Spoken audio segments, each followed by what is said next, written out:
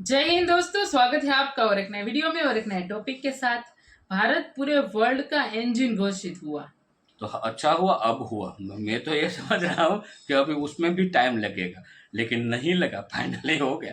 तो भारत, मेरे को लग रहा है जो एशियाई कंट्री है उसमें तो अब मतलब हाँ, बोल दो कि सबका बाप ही है हाँ, यही समझ लो।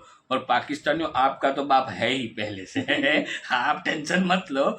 लेकिन मैं दूसरों कोई बात कर रहा हूँ, आप तो ऑलरेडी भारत के एक बेटे हो, तो थोड़ा बहुत बेटा बिगड़ गया है तो संभाल रहे हैं लेकिन भारत जिस हिसाब से काम कर रहा है हम अच्छे से जानते हैं दोस्तों।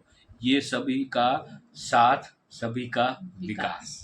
तो चलिए दोस्तों, पहले वीडियो स्टार्ट करते हैं। आशा करेंगे पसंद आएगा, और पसंद आए तो लाइक और शेयर जरूर से कर दीजिएगा। और चैनल पर पहली बार आए, सब्सक्राइब नहीं किया तो साथ में सब्सक्राइब भी कर दीजिएगा। चलिए स्टार्ट।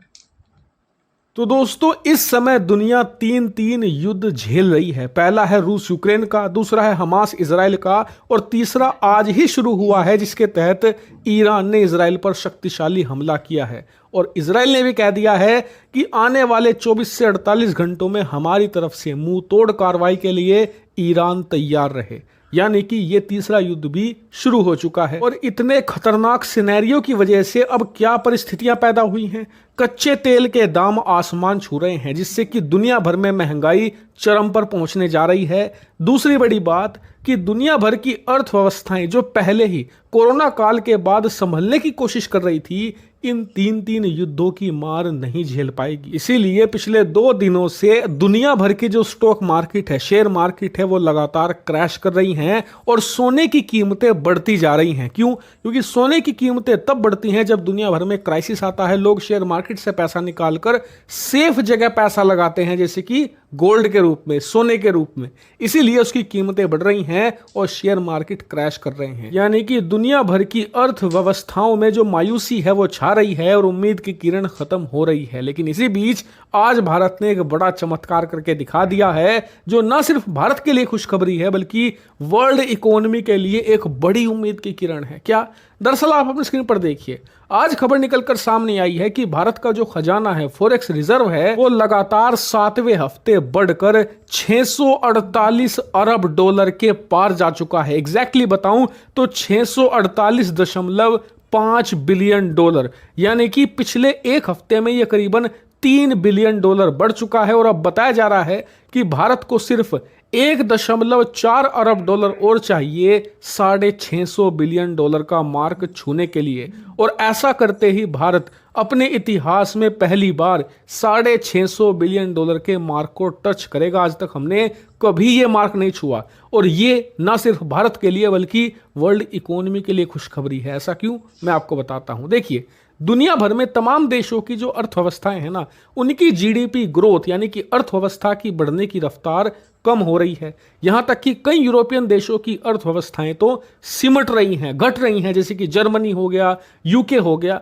इनकी अर्थव्यवस्था की रफ्तार बढ़ नहीं रही, घट रही है। किसी की -1 है तो किसी की -2। इसमें जापान भी शामिल है। वहीं चीन, जो दुनिया की दूसरी सबसे बड़ी अर्थव्यवस्था है, वो भी अपनी जीडीपी रफ्तार को नहीं बढ़ा पा रहा। इसीलिए आईएमएफ से लेकर वर्ल्ड बैंक, तमाम देश ये कह चुके हैं कि भारत दुनिया के लिए महत्वपूर्ण है, क्योंकि भारतीय अर्थव्यवस्था वर्ल्ड इकोनॉमी के लिए उम्मीद की किरण है। अगर भारत की अर्थव्यवस्था की रफ्तार शानदार रहती है, 7-8% के आसपास रहती है, तो इससे दुनिया भर की अर्थव्यवस्थाओं पर फर्क पड़ेगा। भारत वर्ल्ड इकोनॉमी का एक इंजन बनने वाला है, खासकर की ग्रोथ के मामले में। इसीलिए इतने बुरे सिनेरियो में भारतीय खजाने का बढ़ना बड़ी खुशखबरी है, क्योंकि खजाना बढ़ने से फर्क यह पड़ेगा कि आने वाले समय में जब युद्धों की वजह से जो कच्चे तेल की कीमतें हैं वो बढ़ेंगी, तो उससे दुनिया भर में महंगाई आएगी, भारत में भी महंगाई बढ़ेगी। ऐसे में भारत के पास एडवांटेज ये होगा कि हमारे पास शक्तिशाली खजाना मौजूद होगा, विदेशी मुद्रा भंडार, जो कि 650 बिलियन डॉलर से ज्यादा है। कितनी बड़ी रकम है ये? दरअसल दुनिया में सिर्फ 20 ऐसे देश हैं जिनकी टोटल अर्थव्यवस्था, टोटल जीडीपी 650 बिलियन डॉलर है।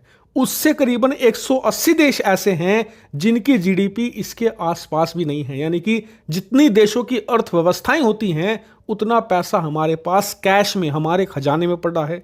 और इस पैसे का इस्तेमाल भारत कब करेगा? जब महंगाई बढ़ेगी, इन्फ्लेशन आएगा, तो इसी पैसे से हम महंगाई को काउंटर करेंगे, जैसे कि पिछले 2-2.5 सालों में भारत ने किया है। दुनिया के हर एक देश में इन्फ्लेशन आया है, भारत में उतना नहीं बढ़ा क्योंकि हमने खजाने का बड़े लेवल पर यूज किया।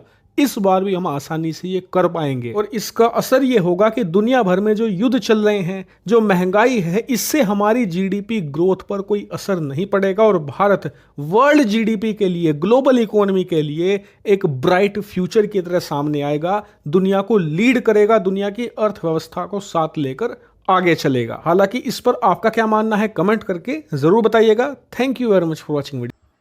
थैंक यू दोस्तों, वीडियो को यहाँ तक देखने के लिए। तो न्यूज़ फाइनली देख ही लिया। तो यही न्यूज़ था। एक वीडियो में मैंने बोला था, मतलब ये रशिया यूक्रेन नहीं, ये ईरान एंड इजराइल वाले युद्ध की बात है, तो उसी में मैंने बोला था अब, और उसमें अमेरिका घुसा था और चाइना भी घुसा। इसलिए मैंने बोला था कि अब वक्त आ चुका है कि हम इन्वेस्टमेंट स्टार्ट कर दे, और वो भी मैंने उसमें बोला था गोल्ड में करना, क्योंकि गोल्ड ही सेफ है हर एक कंट्री के लिए। गोल्ड है, थोड़ा बहुत तो अभी बिटकॉइन जो है, जिसको कौन सा करेंसी बोलते हैं बिटकॉइन ही करेंसी, वो उसमें थोड़ा बहुत इन्वेस्ट करके रख लो, ये आपके लिए सही है। क्योंकि प्रॉब्लम यही है, अब युद्ध ये छिड़ गया इजराइल एंड ये ईरान वाला, तो भाई पेट्रोल के दाम, डीजल के दाम और बढ़ेंगे, और वो बढ़ेगा तो फिर हमारी जो रोजिंदा, जो हमें जरूरियात वाली जो चीजें हैं, उसके दाम बढ़ेंगे। और वैसे भी क्रूड ऑयल तो अभी महंगा हो ही गया। बिल्कुल। और मैं तो यही कहूँगा भाई, कोई युद्ध अच्छा नहीं है, जल्द से जल्द सब खत्म हो जाए तो बहुत ही अच्छा है, क्योंकि पूरे वर्ल्ड में शांति होती है तो महंगाई कंट्रोल में रहती है, बाकी तो फिर महंगाई आसमान। और धीरे धीरे देखो, इसमें मैं एक चीज बता दूं, इन सारे युद्धों में थोड़ा बहुत भारत को फायदा ही है, ऐसा नहीं है भारत को लॉस है, भारत को फायदा है। लेकिन ये सारा तीसरा वर्ल्ड वॉर स्टार्ट हो गया और कहीं ना कहीं भारत के ऊपर कुछ जिम्मेदारी आ गई, तो हमारी बैंड भी बच सकती है इसमें। तो ध्यान, अब तो टाइम ऐसा अभी एक मैं आपको एक इंटरव्यू सजेस्ट करूंगा मोदी साहब का।